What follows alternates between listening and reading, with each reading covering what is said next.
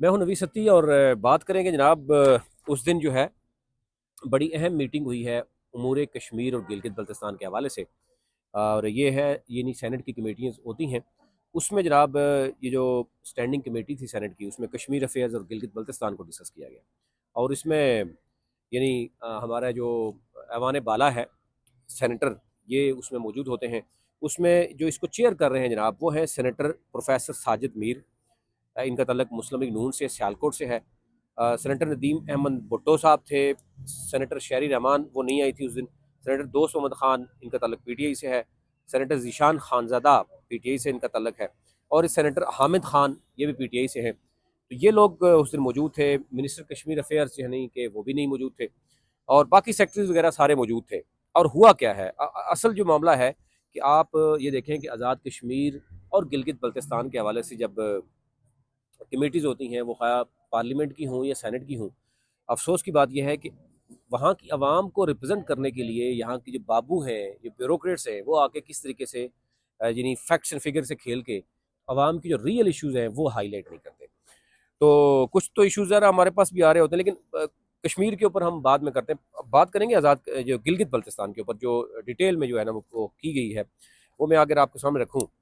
एक तो ये है कि मैंने बता दिया कि इसमें जो सबसे ज़्यादा ब्रीफिंग थी वो ये थी कि गिलगित बल्तिस्तान के जो डेवलपिंग प्रोजेक्ट्स हैं ना, या जितने डेवलपमेंट प्रोजेक्ट्स हैं वो ज़रा सारे बताए जाएँ कि कौन कौन से। और टूरिज़्म जो पोटेंशियल है गिलगित बल्तिस्तान की वो कितनी है, रियल इश्यूज़ क्या है आवाम के, और उन आवाम के रियल इश्यूज़ को एड्रेस कैसे किया जा सकता है। और जो ऐसे इश्यूज़ जैसे लोड शेडिंग जो है वो 20 घंटे 22 घंटे तक है। गुज़िश्ता यानी दहाइयों से, मतलब ये कोई आज का मामला नहीं है। वो हल क्यों नहीं हो पा रहा? उसमें अगर आपके पास जनरेटर के लिए तो डीज़ल के लिए करोड़ों रुपए तो मौजूद हैं, लेकिन आप नेशनल ग्रिड के साथ भी आप नहीं हैं, और फिर आपके पास कोई फ़ार्मूला नहीं है कि आप वहाँ की आवाम को जो है वो बिजली दे सकें। और गर्मियों में भी लोड शेडिंग, सर्दियों में भी लोड शेडिंग। बात आप कर रहे हैं कि टूरिज़्म पोटेंशियल की, एडीपी में इतना पैसा रखा जाता है। तो ये ब्रीफिंग थी इसके ऊपर। अच्छा, एक तो ये है कि सबको पता ही है वैसे कि जो पॉपुलेशन गिलगित बल्तिस्तान की बताई गई जनाब के 1.7 मिलियन टोटल पॉपुलेशन है। और उसमें 10 डिस्ट्रिक्ट्स हैं। और बहुत 72,496 मरबा किलोमीटर स्क्वायर किलोमीटर है ये। और 1400 विलेजेस हैं। और ये रिकबा अगर आप देखें तो ये 5 टाइम्स जो है वो आज़ाद कश्मीर से है बड़ा, और तकरीबन केपीके से कि जितना रकबा है इसके। और पोटेंशियल आपको पता ही है वहाँ पर किस किस चीज़ का है। अच्छा, असल जो मेजर डिस्कशन वहाँ पर हुई क्या, सबसे बड़ा मसला जो है वो ये बताया गया, यानी जब गुफ्तगू होती है कि वो है सबसे पहले कि गिलगित बल्तिस्तान का आइनी जो स्टेटस है वही सबसे बड़ा मसला है। जब आप उसको आइनी स्टेटस ही नहीं देंगे तो डेफिनेटली बाकी चीज़ें तो, अगर वोट का राइट ही नहीं है तो फिर बाकी चीज़ें तो रह गई उधर। 15 अरब रुपये बताया गया कि जनाब गिलगित के अवाम के नाम पर 15 अरब रुपया लिया जाता है गंदम की सब्सिडी पे। और कभी उनको कौन सी गंदम खिलाई जाती है, कौन सी गंदम खिलाई जाती है। और आपको पता ही है कि वो आजकल भी सबसे ज़्यादा अवाम सरापा एहतजाज है कि गंदम के नाम पर यानी वहाँ पे क्या कुछ होता है।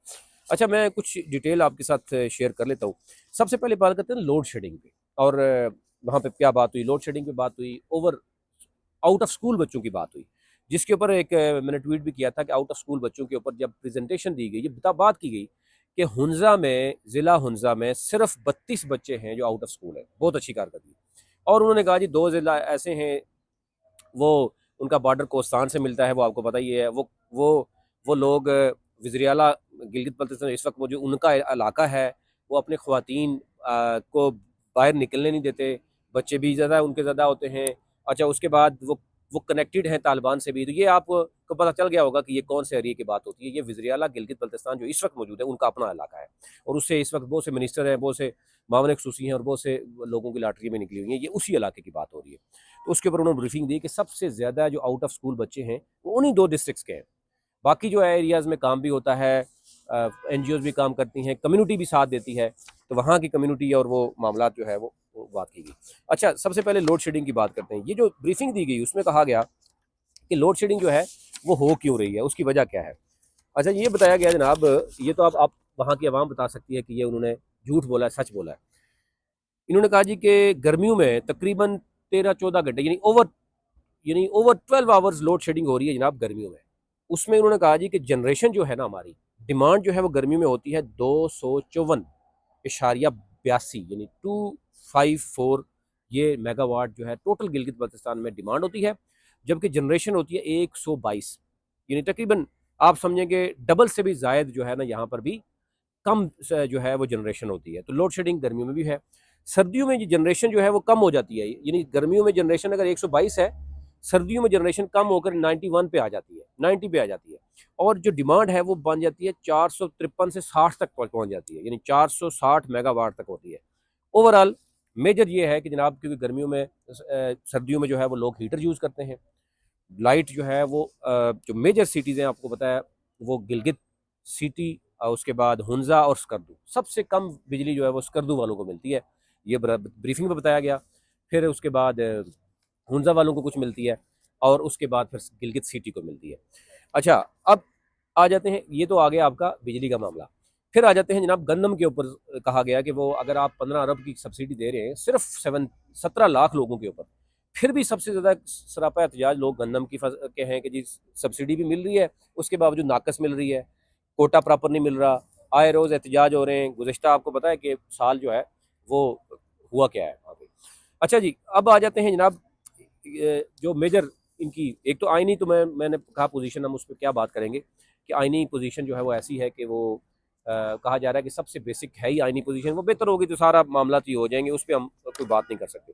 लेकिन जो वहाँ पे डिस्कशन हुई, जो उन्होंने प्रेजेंटेशन दी, वो मैं आपके सामने रख देता हूँ, आपके लिए ज़रा ईजी हो जाएगा। एक तो ये कि इब्रार अहमद मिर्ज़ा साहब ने कहा, जब आउट ऑफ स्कूल बच्चों की बात की गई, तो उन्होंने कहा जी कि जो हुंजा है सिर्फ 32 बच्चे बाहर से स्कूल से, लेकिन जबकि दो ज़िला जैसे हैं द्यामर के, यानी अस्तोर और द्यामर, और ये वो एरिया है जो सुनी इलाके हैं, यहाँ पर औरतों पर पाबंदी है बाहर आने पे डेफिनेटली। अच्छा जी, वो घर में हैं, फिर उसके बाद जो है वो वहाँ के बच्चे भी उस तरीके से उनको इनकरेज नहीं किया जाता, कम्युनिटी का वहाँ पर भी वो रोल नहीं है जो शायद होना चाहिए। ये कायमा कमेटी ब्रैक उमूर कश्मीर और गिलगित बल्तिस्तान में बताया गया। अच्छा, फिर उन्होंने कहा जी कि उनके कनेक्शन जो है वो तालिबान से भी मिलते हैं, और बहुत सी चीज़ें भी हैं दारेल और तांगीर में, जो इनकी एक्सपेक्टेशन है, इसलिए वहाँ पर आउट ऑफ स्कूल बच्चे सबसे ज़्यादा गिलगित में हैं, तो इन्हीं इलाकों में है। और कुछ स्कर्दू के जो साइड एरिया हैं, यानी बल्तिस्तान के कुछ एरियाज है, वहाँ पर भी बच्चे आउट ऑफ स्कूल हैं, लेकिन ज़्यादातर बच्चे जो है वो यही चिलास यानी आपका जो द्यामर डिवीजन है इसमें है। अच्छा जी, फिर उन्होंने बताया कि 5,000 इस टाइम वैकेंसीज वेकेंट है, उसमें यानी एजुकेशन में, और इसके साथ साथ यानी सेहत में, यानी एक तरफ तालीम और दूसरी तरफ जो है वो जनाब सेहत, यानी असल जो चीज़ें हैं वो हेल्थ और एजुकेशन ही होती है उसी में।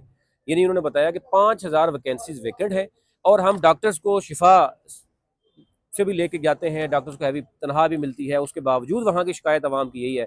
कल भी आपने एक वीडियो देखी होगी, अस्तोर का कुछ एरिया है बताया, आपने देखा होगा वीडियो, बर्फ़बारी में बेचारे वो बुज़ुर्ग लोग, नौजवान जो है वो एक खातून को जो है वो कंधे पे उठाए, वो बड़े दूर तक वो चल रहे हैं।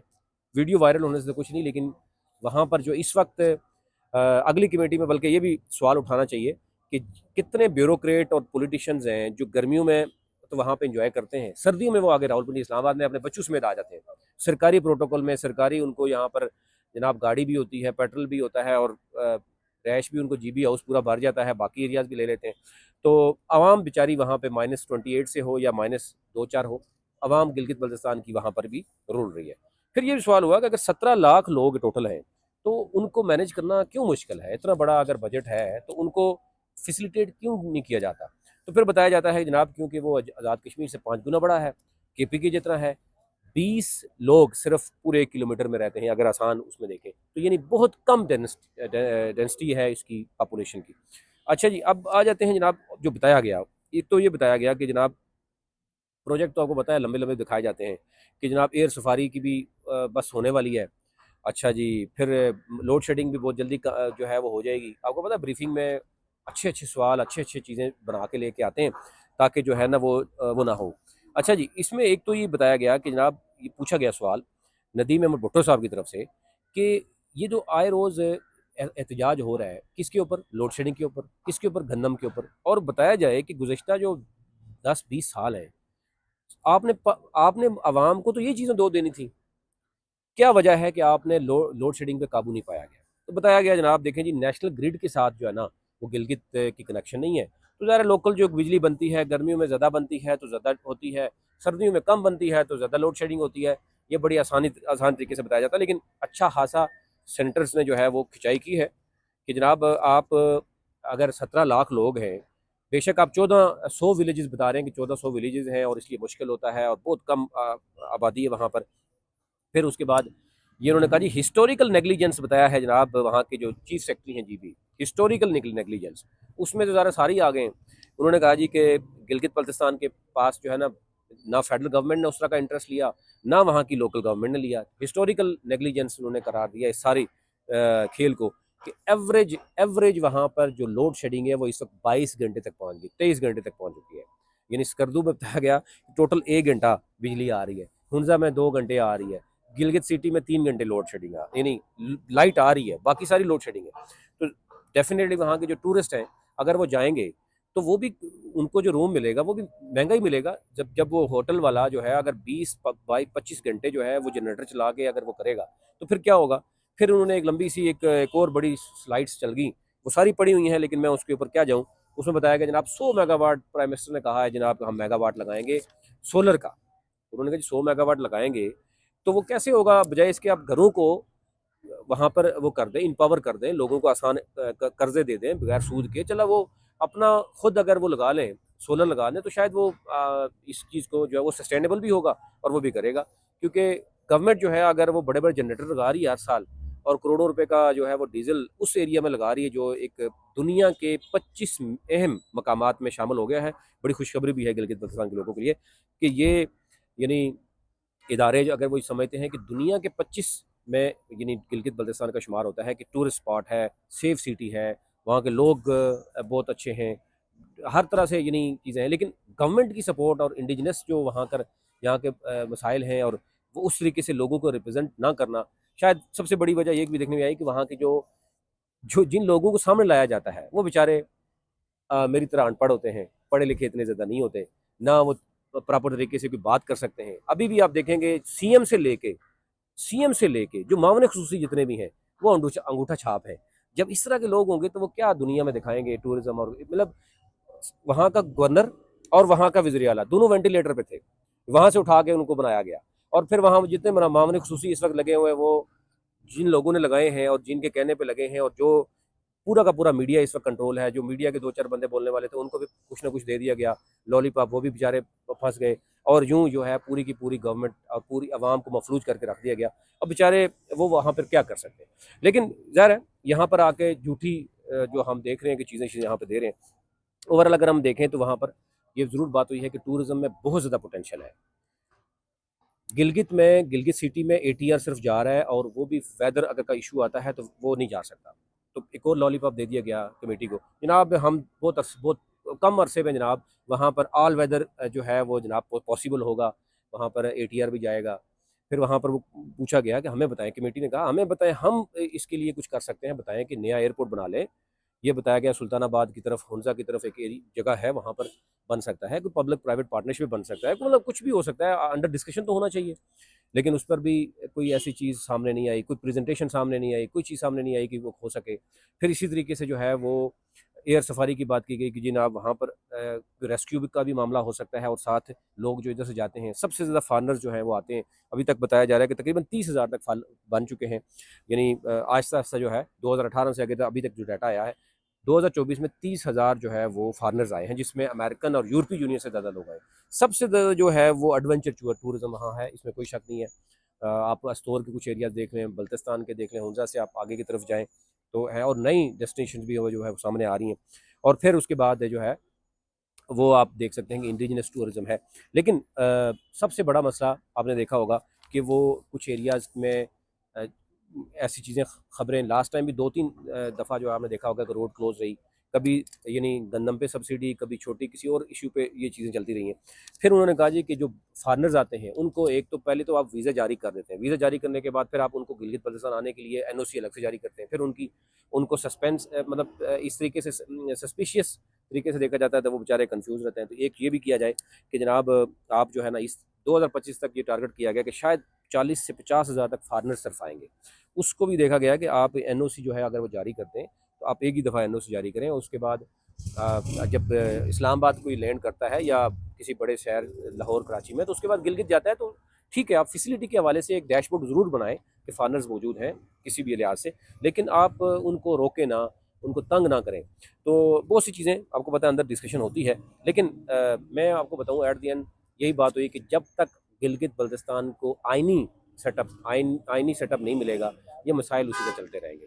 5,000 वैकेंसी अब बड़ी आसानी से कह दिया गया है जनाब, सेहत के मैदान में और जो है वो तालीम के मैदान में 5,000 वैकेंसी जो है वो वेकेंट है, और उसको भी जो है वो देखा जाएगा। तो ये ओवरऑल सूरत थी, वो आप तक रही थी, बहुत लंबी होगी, मजीद भी इसमें जो चीज़ें होंगी वो आप रखेंगी, लेकिन क्योंकि ज़ाहिर है वहाँ जब 7-8 सेनेटर ज़ीशान खानज़ादा उसने बहुत खुल के जो है ना कुछ चीज़ें मांगी हैं, लेकिन नहीं मिल सकी। अगली कमेटी में कहा गया था जनाब आपको ला जाएंगे, फिर उन्होंने कहा जी कि सॉवरन गारंटी गिलगित आज़ाद कश्मीर की दे दी गई नीलम झीलम प्रोजेक्ट पे, गिलगित बल्तिस्तान की सॉवरन गारंटी गवर्नमेंट ने क्यों नहीं दी, जिसकी वजह से नेशनल ग्रिड में क्यों नहीं पहुंचा और जिसकी वजह से लोड शेडिंग जो है वो हो रही है। ये ओवरऑल सूरत थी, तो आप तक रखनी थी, अभी तक इतना ही।